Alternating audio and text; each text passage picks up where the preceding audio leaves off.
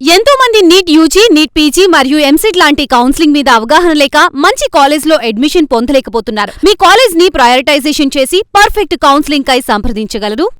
Sir నమస్తే, నేను మీ doctor ఏ సతీష్ మాట్లాడుతున్నాను.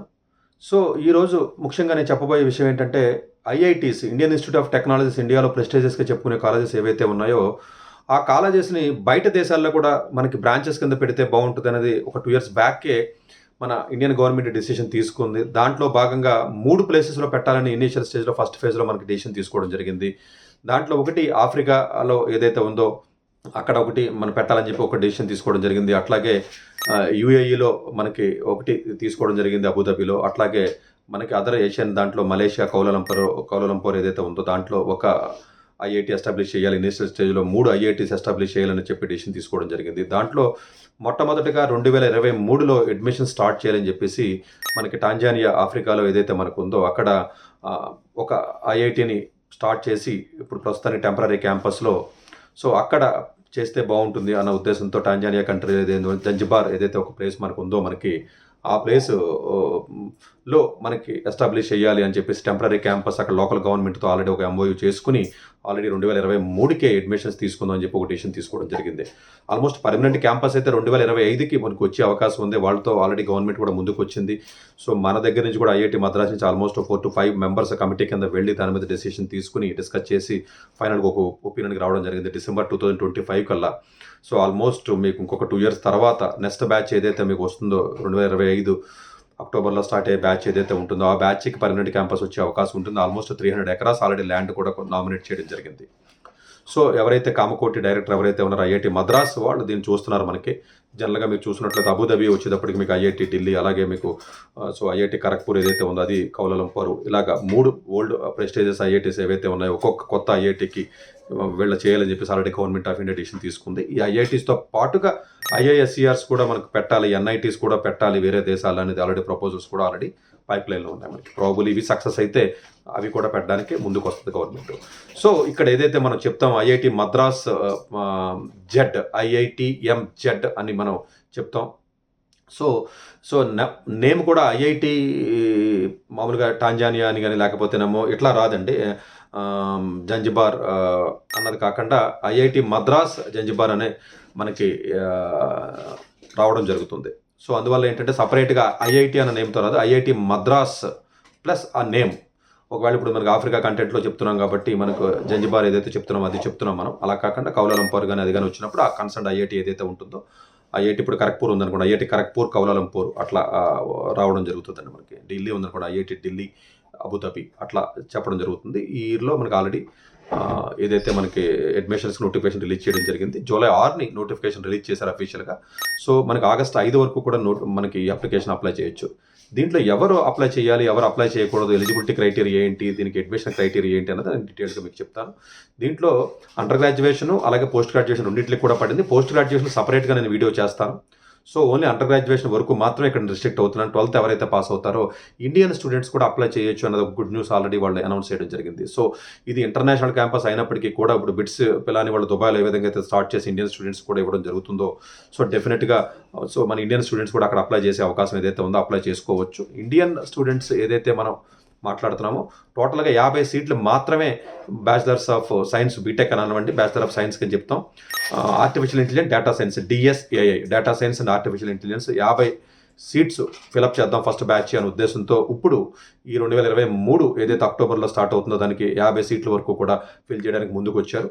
సో దీంట్లో ఉన్నటువంటి ఎలిజిబిలిటీ క్రైటీరియా చూసినట్లయితే మనకి అంటే 12th క్లాస్కి ఈక్వలెంట్ ఉన్నటువంటి ఎటువంటి క్వాలిఫికేషన్ అయినా కూడా అంటే ఇండియాలో ఉన్న స్టేట్ బోర్డు కానీ సిబిఎస్ఈ కానీ అన్నీ అలౌ చేస్తారు. బట్ వేరే దేశాల్లో ఎవరైతే చదువుతున్నారో వాళ్ళకి 12th ఈక్వలెంట్గా ఏదైతే అసోసియేషన్ ఆఫ్ ఇండియన్ యూనివర్సిటీస్ అని మనకి అఫీషియల్ వెబ్సైట్ ఏదైతే మనకు ఉందో ఆ పర్టికులర్ వెబ్సైట్లో ఆల్రెడీ ఏ పర్టికులర్ క్వాలిఫికేషన్స్కి ఎలిజిబిలిటీ ఉంది అవన్నీ కూడా అందులో క్లియర్గా వాళ్ళు అనౌన్స్ చేయడం జరిగింది. బట్ అఫ్కోర్స్ ఇది ఇండియన్ స్టూడెంట్స్ని దృష్టిలో పెట్టుకుని మన తెలుగు స్టూడెంట్స్ని దృష్టిలో పెట్టుకుని నేను వీడియో చేస్తాను కాబట్టి నేను ఆ పర్టికులర్ డైరెక్షన్లో నేను ఇంకా ఆ డీటెయిల్స్ని మీకు చెప్పట్లేదు.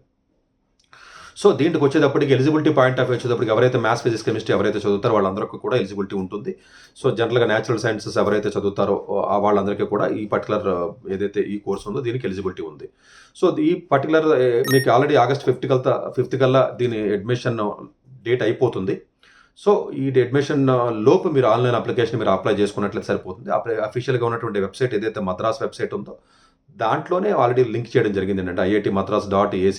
ఏదైతే ఇన్ ఉందో స్లాష్ అని కొట్టి జంజిబార్ ఏదైతే మీరు టైప్ చేసినట్లయితే ఆటోమేటిక్గా డైరెక్ట్గా ఆ వెబ్ పేజ్లోకి మీరు వెళ్ళిపోతారు. సపరేట్గా ఇంకా వెబ్సైట్ క్రియేట్ చేయలేదు కానీ బట్ దీంట్లోనే ఒక వెబ్ పేజ్ ఆల్రెడీ ఒకటి క్రియేట్ చేయడం జరిగిందండి. సో ఈ పర్టికులర్ దాంట్లోకి వచ్చేటప్పటికి 3 స్టెప్స్ కింద మీకు అడ్మిషన్ క్రైటీరియా ఉంటుంది. ఒకటి ఒక అప్లికేషన్ ఉంటుంది. అప్లికేషన్లో మీకు ఉన్నటువంటి 12th మార్క్స్ కానివ్వండి, అప్లికేషన్ ప్రాసెస్ కానీ, లేకపోతే దానికి సంబంధించిన ఎక్స్ట్రా కరిక్యులర్ యాక్టివిటీస్ కానీ, లేకపోతే మీకున్న ఇంట్రెస్ట్ కానీ, SOP కానీ, జస్ట్ లైక్ ఇండియన్ యూనివర్సిటీకి అప్లై చేసినట్టుగా కాదు కానీ బట్ మిగతా ఇప్పుడు అశోక లేకపోతే ఫ్లేమో లేకపోతే సాయి యూనివర్సిటీయో, క్రియో యూనివర్సిటీయో లేకపోతే వేరే యూనివర్సిటీస్ ఎట్లా అయితే లిబరల్ ఆర్ట్స్కి మనం అప్లై చేసినప్పుడు కొంత డీటెయిల్స్ ఎక్కువ ఇవ్వడం జరుగుతుందో అలాంటి డీటెయిల్స్ ఇవ్వడం జరుగుతుందండి. అప్లికేషన్ అనేది ఫస్ట్ ఫిల్ చేయాలి మనకు ఆన్లైన్లో. October 5th కల్లా లాస్ట్ డేట్కి అయిపోతుంది. అలాగే సెకండ్ స్టేజ్ వచ్చేటప్పటికి మీకు ఎగ్జామ్ అనేది ఒకటి పెట్టడం జరుగుతుందండి. ఈ ఎగ్జామ్ అనేది ఏదైతే ఉందో ఆ ఎగ్జామ్ IIT మద్రాస్ వాళ్ళు ఆన్లైన్లో కండక్ట్ చేయడం జరుగుతుంది. బట్ అది CBT అండి. అంటే జస్ట్ లైక్ మీకు IIT లేకపోతే నీట్ ఎగ్జామ్ ఎలాగైతే రాశారో ఎగ్జామ్ సెంటర్కి వెళ్ళి రాయాలి. బట్ ఆన్లైన్ ఎగ్జామినేషన్ మోడ్ ఉంటుంది. ఈ ఎగ్జామినేషన్ సెంటర్ వచ్చేటప్పటికి మీకు ప్రపంచంలో అన్ని దేశాల్లోనే అయితే ఇవ్వలేదు కానీ బట్ ఆల్మోస్ట్ UAE కంట్రీలో ఉన్నటువంటి దుబాయ్ కానీ, లేకపోతే ఒమన్ కానీ, మస్కట్ కానీ, లేకపోతే ఇలాంటి కంట్రీస్ ఏవైతే మనకు ఉన్నాయో అలాంటి కంట్రీస్. బట్ ఆఫ్రికాలో మీకు కెన్యా కానీ, ఉగాండా కానీ, లేకపోతే టాంజానియా కానీ, ఆఫ్రికాలో ఉన్నటువంటి కొన్ని కంట్రీస్లో ఏవైతే ఉన్నాయో అక్కడ కానీ, ఇండియాలో తీసుకున్నట్లయితే చెన్నై కానీ, ముంబై కానీ, ఢిల్లీ కానీ ఇలాంటి ప్రదేశాల్లో అప్రాక్సిమేట్గా ఒక 15-14 వరకు కూడా ఎగ్జామినేషన్ సెంటర్స్ పెట్టి ఎగ్జామ్ రాసుకోవడం జరిగింది. 25 సీట్స్లో ఇండియన్స్కి ఎంతమందికి సీట్లు ఇస్తారు అనేది క్లారిటీ లేదు కానీ అప్రాక్సిమేట్గా 50% ఆఫ్ ది స్టూడెంట్స్ వరకు ఇండియన్ ఫిల్ చేసే అవకాశం ఉంది. మిగిలిన అప్లికేషన్ ఫస్ట్ బ్యాచ్ ఎక్కువ బయట కంట్రీస్ నుంచి అప్లికేషన్స్ రావు కాబట్టి మేబీ ఇప్పుడు ఇండియన్స్కి ఎక్కువ అవకాశం ఉండొచ్చు. బట్ లో ప్రొఫైల్ ఉన్నా కూడా డైవర్సిటీ కావాలి కాబట్టి వరల్డ్లో వేరే కంట్రీస్ నుంచి అప్లికేషన్స్ వస్తే మాత్రం వాళ్ళకే ఫస్ట్ ప్రయారిటీ ఇవ్వడం జరుగుతుంది. ఇక్కడ ప్రొఫైల్ స్ట్రాంగ్గా ఉన్నప్పటికీ కూడా ఇండియన్ స్టూడెంట్స్కి ప్రొఫైల్ స్ట్రాంగ్గా ఉన్నా కూడా ఫస్ట్ ప్రయారిటీ, ఎందుకంటే అది వేరే దేశంలో పెడుతున్నాం కాబట్టి డైవర్సిటీ కావాలి కాబట్టి ఆఫ్రికన్ కంట్రీస్ నుంచి అప్లికేషన్స్ వస్తే డెఫినెట్గా వాళ్ళకి ఎక్కువగా ప్రయారిటీ ఇవ్వడం జరుగుతుంది. అట్లాగే ఇది సెకండ్ స్టేజ్ ఎగ్జామ్ ఏదైతే ఉంటుందో ఎగ్జామ్ ఆన్లైన్లో ఉంటుంది. ఎగ్జామ్ ఒకటి. సో థర్డ్ వచ్చేటప్పటికి ఇంటర్వ్యూ. సో ఓవరాల్గా 3 స్టేజెస్లో మనకి ఎగ్జామ్ ఉంటుందండి. అప్లికేషన్కి ఫిల్ చేస్తారు కాబట్టి అప్లికేషన్కి 20% వెయిటేజ్ ఆఫ్ మార్క్స్ ఇవ్వడం జరుగుతుంది. ఓవరాల్గా 100కి అనుకున్నట్లయితే మీకు అండర్స్టాండింగ్ పర్పస్ 20 మార్కులు అప్లికేషన్కి పోతాయి. 40 మార్కులు మీకు ఎగ్జామ్కి వెయిటేజ్ వెళ్ళిపోతుంది. ఇంకొక 40 మార్కులు ఇంటర్వ్యూకి వెళ్తుంది. మీరు అబ్జర్వ్ చేసినట్లయితే ఇంటర్వ్యూకి చాలా హెవీ వెయిటేజ్ ఇవ్వడం జరిగింది. 20% అప్లికేషన్ ఉంటుంది. అప్లికేషన్ మీ ఎక్స్ట్రా కరిక్యులర్ యాక్టివిటీస్ కానీ, మీ అప్లికేషన్కి సంబంధించిన అన్ని డీటెయిల్స్ చూసి దానికి 20కి వాళ్ళ మార్క్స్ ఇవ్వడం జరుగుతుందండి. 10 కానీ, 15 కానీ, 14 కానీ. So what ever it is me profile బట్టి ఇవ్వడం జరుగుతుంది. అది రిలేటివ్ మెరిటే కాబట్టి చూసుకుని దాన్ని బట్టి ఇవ్వడం జరుగుతుంది. ఎగ్జామ్లో 40 మార్క్స్ ఉంటాయండి మీకు. అట్లాగే ఇంటర్వ్యూ వచ్చేటప్పుడు 40 మార్క్స్ ఉంటుంది. సో 40 మార్క్స్ ఎగ్జామ్లో ఏవైతే ఉంటుందో 4 సబ్జెక్టుల కింద డివైడ్ చేయడం జరిగింది. ఒక్కొక్క దానికి 10 మార్క్స్ మీకు ఉంటుంది. అంటే 25% ఆఫ్ ది వెయిటేజ్. ఎగ్జామ్ టోటల్గా 100% అనుకున్నట్లయితే 40 మార్క్స్ కాబట్టి 10 మార్క్స్ చెప్పి ఉంటుందండి. ఫస్ట్ సెక్షన్ వచ్చేటప్పటికి ఇంగ్లీష్ ఉంటుంది. ఇంగ్లీష్లో మీకు సింపుల్ వొకాబులరీ కానివ్వండి, రీడింగ్ కాంప్రహెన్షన్ కానీ, జస్ట్ లైక్ SAT ఎగ్జామ్ ఏదైతే రాస్తారో IP మ్యాట్ కానీ, జనరల్గా మీకు ఏదైతే ఎగ్జామ్స్ రెగ్యులర్గా మనం ఇంగ్లీష్ ఎగ్జామ్స్ ఏదైతే కాంపిటేటివ్ ఎగ్జామ్స్ రాస్తామో అలాంటి కాంపిటేటివ్ ఎగ్జామ్స్కి ఉన్నటువంటి ఇంగ్లీషే దీనికి ఉంటుంది. దీనికి సపరేట్గా పెద్దగా ప్రిపరేషన్ అవసరం లేదు. అంటే ఆ ఎగ్జామ్స్ ప్రిపేర్ అయితే లేదా ప్రిపేర్ అవ్వాల్సిన అవసరం ఉంటుంది. ఎగ్జామ్ ఉంటుంది. అట్లాగే సెకండ్ పార్ట్ వచ్చేటప్పటికి జనరల్గా మీకు ఇదైతే మీకు అనలిటికల్ ఎబిలిటీ అని చెప్తాం మనం. అనలిటికల్ ఎబిలిటీ అంటే రీజనింగ్ ఉంటుంది, వెర్బల్ రీజనింగ్ అంటే మనకి లాజికల్ రీజనింగ్, లేకపోతే డేటా ఇంటర్ప్రిటేషను, ఏదైతే మనకి జనరల్గా ఎక్కువగా కాంపిటేటివ్ ఎగ్జామ్స్ ఏదైతే మనం ప్రిపేర్ అవుతామో, జనరల్గా ఏదైనా బ్యాంక్ ఎగ్జామ్స్ కానీ ఇలాంటివి ప్రిపేర్ అయినప్పుడు వాటి బుక్స్ అరిహంట్ కానీ, లేకపోతే దేశ పబ్లికేషన్స్ కానీ, లేకపోతేనేమో ఇలా సిజ్వాల్ అని డిఫరెంట్ బుక్స్ ఏవైతే మనకు ఉన్నాయో అలాంటి బుక్స్లో రీజనింగ్తో పాటుగా అన్ని డిఫరెంట్ టైప్స్ ఆఫ్ రీజనింగ్ అండి. అంటే ఆల్ టైప్స్ ఆఫ్ రీజనింగ్ అంటే డేటా ఇంటర్ప్రిటేషను, లేకపోతేనేమో వెర్బల్, నాన్ వెర్బల్ అంతా కూడా కవర్ అవుతుంది. అనలిటికల్ రీజనింగ్ అన్ని రకాల రీజనింగ్స్ అన్ని కూడా కలిపి అందులో ఇవ్వడం జరుగుతుందండి. థర్డ్ పార్ట్ వచ్చేటప్పటికి మీకు మ్యాథమెటిక్స్ ఉంటుంది. మ్యాథమెటిక్స్లో జనరల్గా IIT లెవెల్ అంత మ్యాథమెటిక్స్ అయితే ఉండదు కానీ అన్ని చాప్టర్స్ కూడా కవర్ అవ్వవు. ఎందుకంటే ఇంటర్నేషనల్ దృష్టిలో పెట్టుకుని పేపర్స్ సెట్ చేయాలి కాబట్టి జనరల్గా వాళ్ళు ఇచ్చినప్పుడు ఆల్జెబ్రా, వెక్టర్ ఆల్జెబ్రా, లేకపోతే ట్రిగనామెట్రీ కానివ్వండి, లేకపోతేనేమో బేసిక్ క్యాలిక్యులస్ ఏదైతే ఉంటుందో డిఫరెన్షియల్ కానీ, ఇంటిగ్రల్ క్యాలిక్యులస్ కానీ, లేకపోతే మేజర్గా పర్మినేషన్స్ అండ్ కాంబినేషన్స్ కానీ, స్టాట్ కానీ, ప్రాబబిలిటీ కానీ, ఇవి plus trigonometry, algebra, geometry, circles, మిగతా calculus, integral and differential calculus just ఒక 8-10 పార్ట్స్ వరకు మీకు సిలబస్ ఉంటుందండి. ఒక్కొక్క పార్ట్ నుంచి 1 క్వశ్చన్ వచ్చే అవకాశం ఉంటుంది. 10 క్వశ్చన్లు ఉంటాయి కాబట్టి. సో ఇది ఓవరాల్గా చూసినట్లయితే మ్యాథమెటిక్స్కి సిలబస్ ఇది అడ్వాన్స్డ్ లెవెల్లో ఉండదండి. మెయిన్స్ లెవెల్లో సరిపోతుంది. జనరల్గా ప్రిపరేషన్ సరిపోతుంది. అంత టఫ్గా ఉండదు మనకి ఈ మ్యాథమెటిక్స్ వచ్చేటప్పటికి. అన్ని చాప్టర్స్ ఉండవు. అలాగే 4వ ఎలిమెంట్ వచ్చేటప్పటికి ఫిజిక్స్ అండ్ కెమిస్ట్రీ. ఎందుకంటే మ్యాథ్స్ని సపరేట్ చేశారు, వెయిటేజ్ ఎక్కువ ఇచ్చారు. ఫిజిక్స్ అండ్ కెమిస్ట్రీ ఉంది. ఫిజిక్స్ అండ్ కెమిస్ట్రీలో కూడా ఐఐటీ లెవెల్ ఉండదండి. జస్ట్ ఓన్లీ ఫిజిక్స్ ఏదైతే మీరు చదువుతారో రెగ్యులర్గా ఫిజిక్స్, ఆ ఫిజిక్స్ సరిపోతుంది. ఎంసెట్ లెవెల్ ఫిజిక్స్ క్వశ్చన్సే వస్తాయి తప్ప అంతకంటే అడ్వాన్స్డ్ మెయిన్స్ లెవెల్ లేకపోతే ఇంకోటి ఉండదు. Just BITSAT EAMCET level of questions చాలా ఈజీ ఇవ్వడం జరుగుతుంది. కాకపోతే ఫిజిక్స్లో అన్ని చాప్టర్స్ అవసరం ఉంటుంది. జనరల్గా ఉన్న చాప్టర్స్ ఎక్కువగా మీకు 11th ఉన్నటువంటి చాప్టర్స్ చెప్పుకున్నట్టు కైనమెటిక్స్ కానీ, వర్క్ పవర్ ఎనర్జీ కానీ, న్యూటన్స్ లాస్ ఆఫ్ మోషన్ ఏవైతే ఉన్నాయో అవి కానివ్వండి, లేకపోతే ఆప్టిక్స్ బేసిక్స్ కానీ, ఎలక్ట్రిసిటీ జస్ట్ సెకండ్ ఇయర్లో ఉన్న ఎలక్ట్రిసిటీ ఫండమెంటల్స్ ఆఫ్ ఎలక్ట్రిసిటీ కానీ, అసలు basic fundamentals of general physics కింద దీన్ని చూడాలి తప్ప ఒక ఐఐటీ ఇంజనీరింగ్ ఎంట్రన్స్లో ఫిజిక్స్ ఏదైతే మనకి డెప్త్ ఉంటుందో అంత డెప్త్ అయితే ఇందులో ఉండదో. జనరల్గా ఏదైతే చాప్టర్స్ చెప్పడం జరిగిందో సిలబస్లో చాలా క్లియర్గా మెన్షన్ చేయడం జరిగింది. ఆ పీడిఎఫ్ కూడా నేను మీకు దీంట్లో డిస్క్రిప్షన్లో మీకు అటాచ్ చేస్తాను. క్లియర్ కట్గా ఆ సిలబస్ మీరు ప్రిపేర్ అయినట్లయితే సరిపోతుంది. బట్ అడ్వాన్స్ లెవెల్ ప్రిపేర్ అవ్వద్దు. అన్ని చాప్టర్స్ టచ్ చేయండి. బేసిక్ ఎన్సీఆర్టీ బుక్స్ సరిపోతాయి. బట్ జనరల్గా ల్యూసెంట్ అని జనరల్ సైన్స్ అని ఒక బుక్ ఉంటుందండి, LUCE అంటే ల్యూసెంట్ సిరీస్ వాళ్ళది. అందులో ఫిజిక్స్ చదవండి. ఎందుకంటే జనరల్ ఇది ప్రాబ్లమ్స్ డెప్త్ లెంగ్త్ ఇలా ఉండవండి క్వశ్చన్స్. జనరల్గా మీ కామన్ సెన్స్ని టెస్ట్ చేసే విధంగా ఉంటాయి కాబట్టి నేను జనరల్ సైన్స్ ల్యూసెంట్ బుక్ నేను రిఫర్ చేస్తున్నాను. అందులోకి వెళ్ళి మీరు basic terminology of the physics ఏవైతే ఉంటాయో అవన్నీ కూడా మీరు నేర్చుకున్నట్లయితే కైనమెటిక్స్ సరిపోతుంది. పెద్ద రొటేషనల్ డైనమిక్స్ అని లేకపోతే ఇంకోటి అట్లా అక్కర్లే. వర్క్ పవర్ ఎనర్జీ ఇలా బేసిక్స్ ఎలక్ట్రిసిటీ కానీ ఆప్టిక్స్ కానీ సరిపోతుంది. అంటే ఎలక్ట్రిసిటీ, కరెంట్ ఎలక్ట్రిసిటీ, ఎలక్ట్రోస్టాటిక్స్ అలాంటివి ఆ లెవెల్ ఆఫ్ క్వశ్చన్స్ సరిపోతే జనరల్ సైన్స్ కింద మీరు దాన్ని ట్రీట్ చేయండి. ప్యూర్ ఫిజిక్స్ కింద ట్రీట్ చేయొద్దు. కెమిస్ట్రీలో కూడా మీరు అడ్వాన్స్డ్ లెవెల్ ఆర్గానిక్ కెమిస్ట్రీ అట్లా ఏమి ఉండదు. కానీ అంటే జస్ట్ అటామిక్ స్ట్రక్చర్ కానివ్వండి, బేసిక్ అటామిక్ స్ట్రక్చర్ దేనికైనా అవసరమే, లేకపోతే కెమికల్ బాండింగ్ కానివ్వండి, పీరియాడిక్ టేబుల్ కానీ, లేకపోతే గ్యాసియస్ స్టేట్ కానీ. ఆర్గానిక్ కెమిస్ట్రీలో nomenclature, carbon and its components కానీ, only the fundamental organic chemistry ఏదైతే ఉంటుందో అది కానీ, జస్ట్ ఒక 1 or 2 areas of physical chemistry, inorganic chemistry పెద్దగా ఉండదు. మీకు ఆర్గానిక్ కెమిస్ట్రీలో బేసిక్ ఆర్గానిక్ కెమిస్ట్రీ ఉంటుందండి. సో ఈ ఫిజిక్స్ ప్లస్ కెమిస్ట్రీ కలిపి 10 క్వశ్చన్స్ కాబట్టి ఇది జనరల్గా కొంచెం ఒక్కొక్క చాప్టర్ నుంచి ఒక్కొక్క క్వశ్చన్ వచ్చే అవకాశం ఉంటుంది. కాబట్టి అంత డెప్త్ అయితే చదవకండి. General physics, general science book చదివితే మీకు జనరల్ క్వశ్చన్స్ పడిపోతాయి. సో ఓవరాల్గా చూసినట్లయితే ఇంగ్లీషు అలాగే అనలిటికల్ ఎబిలిటీ కానివ్వండి, మ్యాథమెటిక్స్ కానివ్వండి, ఫిజిక్స్ అండ్ కెమిస్ట్రీ కానివ్వండి 40 మార్కులకు ఎగ్జామ్ ఉంటుందండి. ఈ 40 మార్కులకు క్వశ్చన్స్ ఎలా ఇస్తారంటే అన్ని MCQs కాదు. సో కొంత మీ యొక్క ఇంటలెక్చువల్ లెవెల్ని కానీ మీ షార్ప్నెస్ని టెస్ట్ చేయాలనే ఉద్దేశంతో వాళ్ళు ఇవ్వడం జరిగింది. ఏంటంటే MCQ ఉంటుంది, MSQ అంటారండి. అంటే మల్టిపుల్ సెలెక్టివ్ క్వశ్చన్స్ అంటారండి. అంటే వన్ ఆన్సర్ అవ్వచ్చు, రెండు ఆన్సర్స్ కరెక్ట్ అవ్వడం కానీ అట్లాంటివి ఉంటాయి. ఇది కాకుండా న్యూమరికల్ టైప్ డాష్ ఇచ్చి న్యూమరికల్ టైప్ మనం ఫిల్అప్ చేస్తాం చూసారు, ఆ టైప్లో న్యూమరికల్గా కూడా ఉండే అవకాశం ఉంటుంది. అంటే 3 రకాలుగా కూడా క్వశ్చన్లు ఇస్తామని క్లియర్గా వాళ్ళు చెప్పడం జరిగింది. సో 3 రకాలుగానే ఉంటుంది కాబట్టి only multiple choice questions elimination పద్ధతిలో ఏదైతే ఉందో అది కాదు.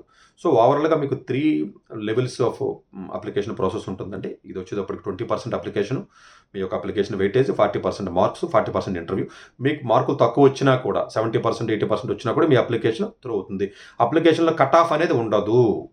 మీరు జస్ట్ ఎలిజిబిలిటీ వస్తే మీకు ఎగ్జామ్ క్వాలిఫై చేస్తారు. ఎందుకంటే ఎగ్జామ్కి 40% వెయిటేజ్ ఉంది, ఇంటర్వ్యూకి 40% వెయిటేజ్ ఉంది. కాబట్టి ఏ ఒక్క అప్లికేషన్ కూడా రిజెక్ట్ అవ్వదు. ఇది ఇక్కడ కట్ ఆఫ్ కాదండి. మిగిలిన యూనివర్సిటీస్ నేను చెప్పినట్టుగా అన్నా యూనివర్సిటీ, IIIT హైదరాబాద్ లాంటి చెప్పినప్పుడు అది వేరే ప్యాటర్న్లో చెప్పాను. ఇక్కడ ప్యాటర్న్ వేరు. ఇప్పుడు IIT మద్రాస్ వాళ్ళది ఏదైతే మీకు ఆఫ్రికాలో ఉన్న క్యాంపస్ ఏదైతే ఉంటుందో ఇది. సో కోర్స్ కూడా చాలా most demanding course, data structures కానీ ఆర్టిఫిషియల్ ఇంటెలిజెన్స్ పెట్టడం జరిగిందండి. 50 సీట్లు ఉంటాయి, BSc డిగ్రీ అని ఇవ్వడం జరుగుతుంది. సో దీనికి ప్రిపేర్ అయ్యేటప్పుడు జనరల్గా ప్రిపేర్ అయ్యారు. ఎగ్జామ్ వచ్చేటప్పటికి మీకు August 15 లాస్ట్ డేట్ అయిపోతుందండి. ఇంటర్వ్యూకి మొత్తం ఎగ్జామ్ అయిపోయిన తర్వాత మీకు ఎగ్జామ్ అనేది ఆల్రెడీ జరుగుతుంది. 10th ఏదైతే మీకు ఇంటర్వ్యూస్ ఏవైతే ఉంటాయో ఎగ్జామ్ కండక్ట్ చేసేసి రిజల్ట్ ఇచ్చేసి ఇంటర్వ్యూ కూడా మీకు 10th ఆల్మోస్ట్ September 10th ఆ టైంకి ఇంటర్వ్యూ అయిపోతుంది. ఇంటర్వ్యూ అయిపోయిన తర్వాత ఫైనల్ లిస్ట్ ఏదైతే సెలక్షన్ లిస్ట్ ఉందో ఈ 50 మంది ఎవరైతే సెలెక్ట్ అయ్యారో వాళ్ళందరూ లిస్టు కూడా మీకు September 20 రిలీజ్ అవుతుంది. అక్టోబర్లో మీరు వెళ్ళి చదవాల్సి ఉంటుందండి. సో ఇక్కడ చదివితే ఎలా ఉంటుంది, దూరం కదా, కంట్రీ ఎలా ఉంటుంది. ఫీజు కూడా మీకు ఆల్మోస్ట్ $10,000 to $12,000 US పెట్టడం జరిగిందండి. ఫీజు కన్సిడరబుల్లీ మిగతా ఫారెన్ యూనివర్సిటీతో కంపేర్ చేస్తే తక్కువ ఉంటుంది. కొన్ని స్కాలర్షిప్స్ కూడా ఉన్నాయి. సో ఫీజు మరీ ఎక్కువ నేను చెప్పను, బట్ బ్యాంక్ లోన్స్ అవి ఇస్తాయి కాబట్టి IIT మద్రాస్ స్టాంపింగ్ ఉంటుంది కాబట్టి ఇబ్బంది ఉండదు. సో డెఫినెట్గా campus placement point of view వచ్చేటప్పటికి IIT మద్రాస్ వాళ్ళు ఇప్పుడు చెప్తున్నది డైరెక్టర్ చెప్పింది ఏంటంటే ఇక్కడ మా దగ్గర ఏదైతే ప్లేస్మెంట్ వింగ్ ఉంటుందో డెఫినెట్గా ఇక్కడ ప్లేస్మెంట్లో వాళ్ళు కూడా పార్టిసిపేట్ చేయొచ్చు అని ఆల్రెడీ అఫీషియల్గా అనౌన్స్ చేయడం జరిగిందండి. ఇప్పుడు బిట్స్ వాళ్ళు అలాగైతే బిట్స్ దుబాయ్లో చదివినా కూడా బిట్స్ పిలాని క్యాంపస్లో ఇంటిగ్రల్ ప్లేస్మెంట్ సిస్టమ్ ఎలాగైతే పెట్టారో ఆ విధంగా కూడా చేయొచ్చు అనే విధానం పెట్టారు. సో ఇంకొకటి వచ్చేటప్పటికి ఈ కంట్రీ జనరల్గా వచ్చేటప్పటికంటే ఇది ఆల్మోస్ట్ మీకు పోర్చుగీస్ వాళ్ళ చేతిలో 200 years ఉంది. చాలా చిన్న ఒక ఐలాండ్స్, ఇప్పుడు మనకి ఇండియాలో లక్షద్వీప్, ఇండియన్ ఐలాండ్స్లో ఒక ఐలాండ్ అని చెప్పుకోవచ్చు. ఇప్పుడు మనకి ఎలాగైతే లక్షద్వీప్స్ అట్లా అలాగైతే ఉంటాయో జనరల్గా టాంజానియా కంట్రీ ఏదైతే ఉంటుందో దాంట్లో ఉన్నటువంటి ఒక ఐలాండ్ కింద చెప్పాలి మనం. ఈ ఐలాండ్లో వచ్చేటప్పటికి ఇది జంజిబార్ ఏదైతే మీకు ఉందో ఇది ఒక టౌన్ కింద చెప్పాలి. సో ఓవరాల్గా పాపులేషన్ కూడా మీకు పెద్దగా ఎక్కువ ఉంటుందండి, ఒక 19-20 lakhs లోపే ఉంటుందండి అది. సో అక్కడ కూడా లోకల్గా ఒక 3 యూనివర్సిటీస్ మాత్రమే ఉన్నాయండి. జంజిబార్ యూనివర్సిటీ అని, లేకపోతే ఒక స్టేట్ యూనివర్సిటీ, వేరే డిఫరెంట్ యూనివర్సిటీ, ఒక 3 యూనివర్సిటీస్ ఉన్నాయి. టోటల్గా ఇంటి స్టూడెంట్స్ చాలా తక్కువ మంది చదువుతున్నారు, 1000 మంది కూడా స్టూడెంట్స్ ఉండరు, చాలా తక్కువ మంది చదువుతారు. బట్ అంత హైలీ ఎడ్యుకేటెడ్ ప్లేస్ అయితే ఏం కాదు. కానీ బట్ మీకు ఆ డిగ్రీ వాల్యూ గురించి కానీ ఐఐటి మద్రాస్ స్టాంపింగ్ రావాలనుకున్నప్పుడు, తక్కువ ఫీజుతో మీరు వెళ్ళాలనుకున్నప్పుడు, ఇక్కడ ఏదైనా చిన్న చిన్న యావరేజ్ కాలేజీలో, డీమ్డ్ యూనివర్సిటీస్లో అక్కడెక్కడ చిన్న చిన్న స్టేట్ కాలేజీలో చదవడం కంటే కూడా మేబీ ప్రాబబ్లీ కొంచెం ఫైనాన్షియల్గా పర్వాలేదు అనుకున్నప్పుడు, వేరే ఏదైనా కంట్రీని కానీ మనం ఎక్స్ప్లోర్ చేద్దాం అనుకున్నప్పుడు డెఫినెట్గా చెప్పొచ్చు. ఇది ఫస్ట్ బ్యాచ్ కాబట్టి క్యాంపస్, ఇంకా పర్మనెంట్ క్యాంపస్ అయితే రాలేదు. మీకు తక్కువ మంది స్టూడెంట్స్ ఉంటారు కాబట్టి మీకు క్యాంపస్ లైఫ్ కానీ, లేదా పర్సనల్గా ఉన్నటువంటి ఆ ఫీల్ కానీ, లేకపోతేనేమో కొంత నెట్వర్కింగ్ కానీ, లేకపోతేనేమో ఒక గ్రూప్గా ఉండడం కానీ, ఇలాంటివి ఏమీ ఉండవు మీకు. బట్ ఫ్యాకల్టీ మాత్రం ఐఐటి మద్రాస్ ఫ్యాకల్టీ వచ్చి చెప్తారు. ఫ్యూచర్లో వాళ్ళు లోకల్లో ఉన్న ఫ్యాకల్టీని ఎంకరేజ్మెంట్ చేసి వాళ్ళ ఫ్యాకల్టీ రిక్రూట్మెంట్ ఆల్రెడీ స్టార్ట్ చేశారు. మేబీ ఒక 2 years ఇంకా పట్టొచ్చు, 1-2 years పట్టొచ్చు. ప్రస్తుతానికి అది ఐఐటి మద్రాస్ ఫ్యాకల్టీ అక్కడికి వచ్చి చెప్పడం జరుగుతుంది. సో ఓన్లీ మనకి ఐఐటి ట్యాగ్ కావాలి మద్రాసు, సో ప్లేస్మెంట్స్లో మనకు అవకాశం ఉంటుంది. కోర్సు డిమాండ్ ఎక్కువగా ఉంది, మనం వేరే కంట్రీ కూడా వెళ్ళి చదవడానికి మనం ఇష్టపడుతున్నాం మనం అనుకున్నప్పుడు వెళ్ళొచ్చు. బట్ సేఫ్టీ యాంగిల్లో ఇంకొక దాంట్లో పెద్దగా అంత ఇబ్బంది ఏమి ఉండదండి.